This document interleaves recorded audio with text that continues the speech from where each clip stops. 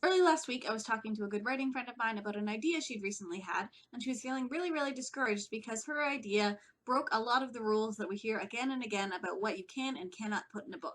And of course, this made me all kinds of frustrated because there are no rules that should stop you from writing the story you want to write.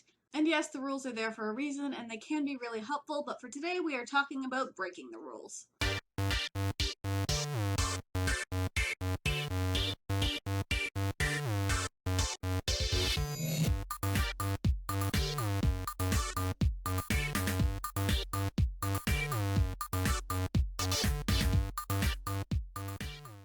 Hey word nerds, happy Monday. I hope you all have a lot of exciting bookish things planned for this week.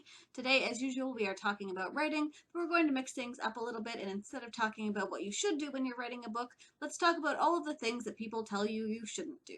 Now, these aren't the kind of rules that form the base of what a book actually is. Grammar rules are there for a reason, and although they are breakable, you should know why you're doing it. A general book structure should be what it is. These are more the rules of what makes a good story, specifically in YA. The YA book community is big and vibrant, and we talk a lot. And we talk a lot about what we like in books, what doesn't work, what we're sick of seeing, and all of those things can start to get into a writer's head and make you overthink the elements of your story that you've already fallen in love with. Sometimes I'll even hold off on recommending a book to someone because I know the main character is a bit of a Mary Sue, or there's a love triangle, or vampires, and people just don't want to read those things anymore, right?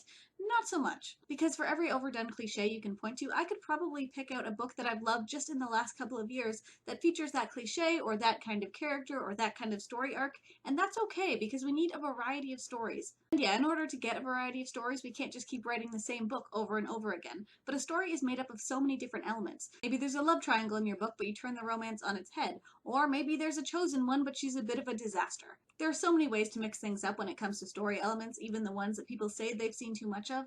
Plus, readers are always looking for stories that remind them of books that they've already loved, but still bring a new twist to the genre.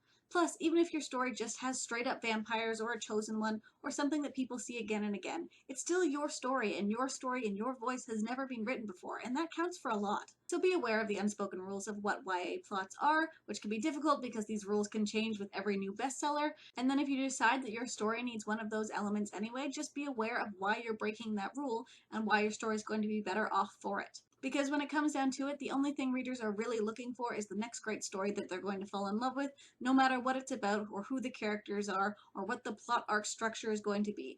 Write your book, love your book, and then if things do need to change in revisions, that is a problem for another day, but you can tackle it knowing that you wrote the best story that you possibly could. So that's it for me today, but hopefully I will be seeing you on Sunday for our next live chat, where we are talking about some of our favorite underrated book recommendations.